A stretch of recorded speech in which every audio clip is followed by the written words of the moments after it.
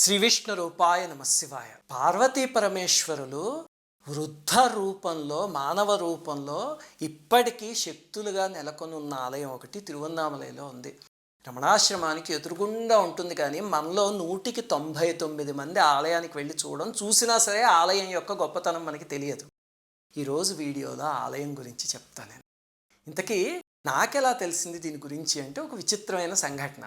మా నాన్నగారితో ఎప్పుడో 10 సంవత్సరాల క్రితం తిరువన్నామలై వెళ్ళినప్పుడు ఆయనకి ఇలాంటివి రీసెర్చ్ అంటే ఇష్టం. దాంతో ఆయన, ఒరే కావ్యకంఠ గణపతి మునికి పార్వతీ పరమేశ్వరులు వృద్ధుల స్వరూపంలో కనిపించిన గణపతి ఆలయం ఉంది, అది ఎక్కడుందో వెతుకుదాము అని చెప్పి అప్పుడు కొంచెం రీసెర్చ్ చేసాం.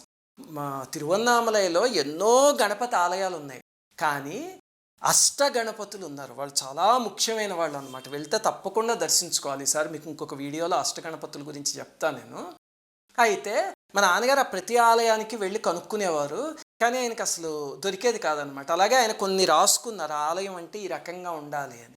అంతా రీసెర్చ్ అక్కడ ఆగిపోయింది. అప్పుడు మేము వచ్చేసాం. ఈసారి నేను కంటిన్యూ చేద్దామని, నాకు ఏదైనా గణపతి ఆలయం కనిపిస్తే అక్కడికి వెళ్ళి పూజారిని అసలు అడగడం, ఏమంటే ఇలాంటి సంఘటన ఇక్కడ ఎక్కడైనా జరిగిందా అని అడిగితే చాలామంది అసలు ఆ సంఘటన ఏమిటో తెలియదు అనడం, లేదా అక్కడ జరగలేదు అనడం. అయితే ఏమైంది, ఆఖరి రోజు నేను ఇంకా ఖాళీ చేసేసి వచ్చేస్తూ రమణాశ్రమంలో తాళాలు ఇవ్వడానికి వెళ్తే మా డ్రైవర్ ఏం చేస్తాడంటే, కార్ని ట్రాఫిక్ ఉంది కదా అని చెప్పి ఒక చోట తీసుకెళ్ళి ఆపాడు.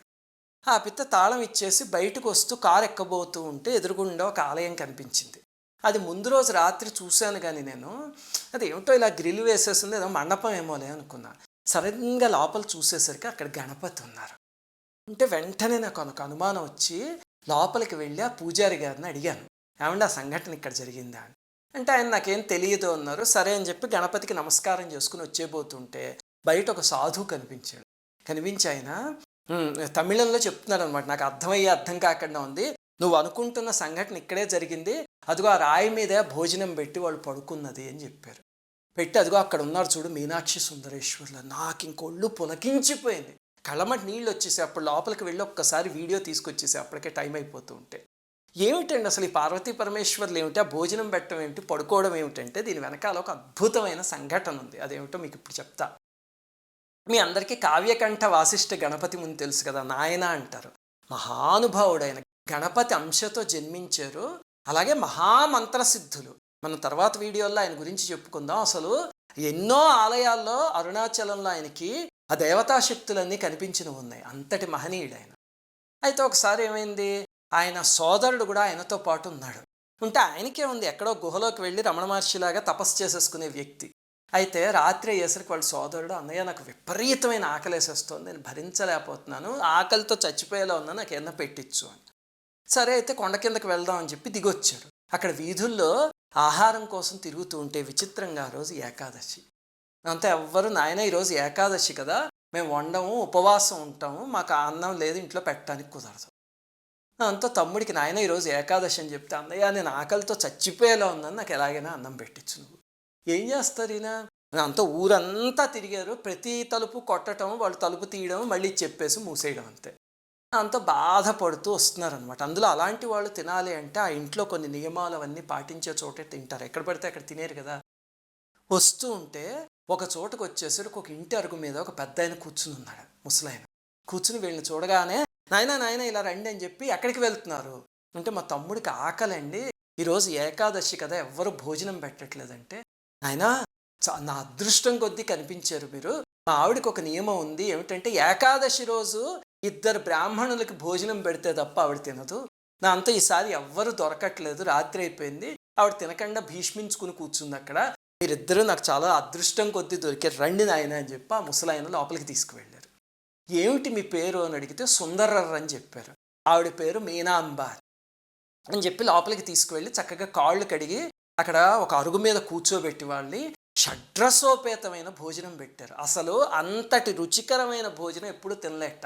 అక్కడ కూడా చీకటిగా ఉంది, ఏదో ఒక చిన్న దీపం వెలిగించి, అంతా దీపపు వెలుగులో ఆవిడ వడ్డిస్తూ ఉంటే ఆ తల్లిని చూసి మురిసిపోయి, ఆహా మేము పుట్టిన తర్వాత ఇంత అద్భుతమైన అన్నం తినలేదు అని ఇద్దరు విపరీతంగా తినేసారట.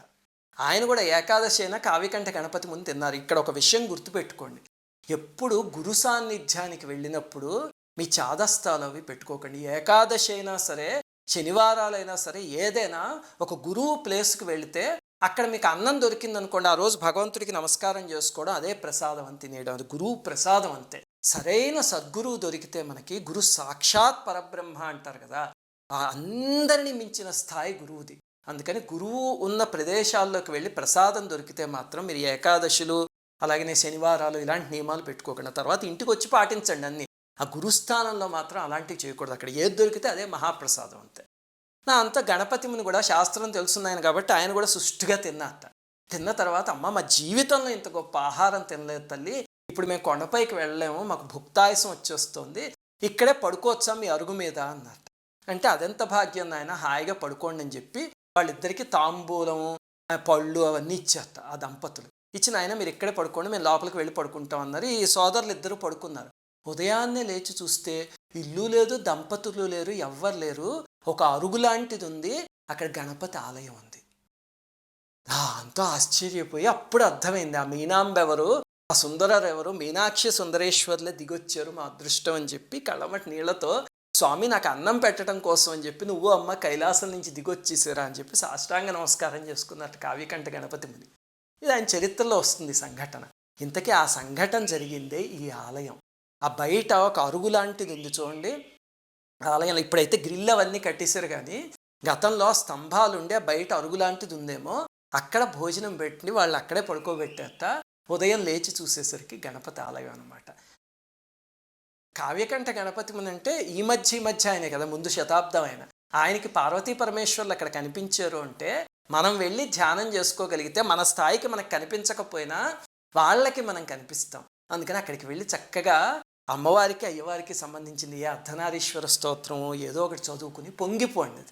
ఇంతకీ ఎక్కడుందండి ఆలయం అంటే రమణాశ్రమం గేట్ ఉంది కదా, దాని పక్కనే పాలితీర్థం అని రోడ్డు మించే మీకు కనిపిస్తూ ఉంటుంది. సరిగ్గా పాలితీర్థానికి ఎదురుగుండా ఉంది ఒక రాతి మండపంలా ఉండి, దానికి గ్రిల్ వేసేసి ఉండి చుట్టూ మొక్కలు మొలిచి ఉంటాయి, అసలు మనం వెళ్ళిపోతూ ఉంటాం. అక్కడ ఉందన్నమాట. ఈసారి వెళ్ళినప్పుడు తప్పకుండా దర్శనం చేసుకోండి. అలాగే మీరు ఆలయంలోకి వెళ్ళగానే కుడివైపు చూస్తే కనుక అక్కడ ఒక గూట్లో మీనాక్షి సుందరేశ్వరుల్ని ఈ మధ్య ప్రతిష్ఠించారు. మరి ఎవరికైనా ఈ విషయం తెలిసే ప్రతిష్ఠించారేమో అక్కడ తెలియదు, కానీ అక్కడే పార్వతీ పరమేశ్వరుల శక్తి ఇప్పటికీ ఉంది. అందుకని చక్కగా నమస్కారం చేసుకుని ఏ అర్ధనారీశ్వర స్తోత్రం లాంటిదో చదువు. శ్రీమాత్రే నమః.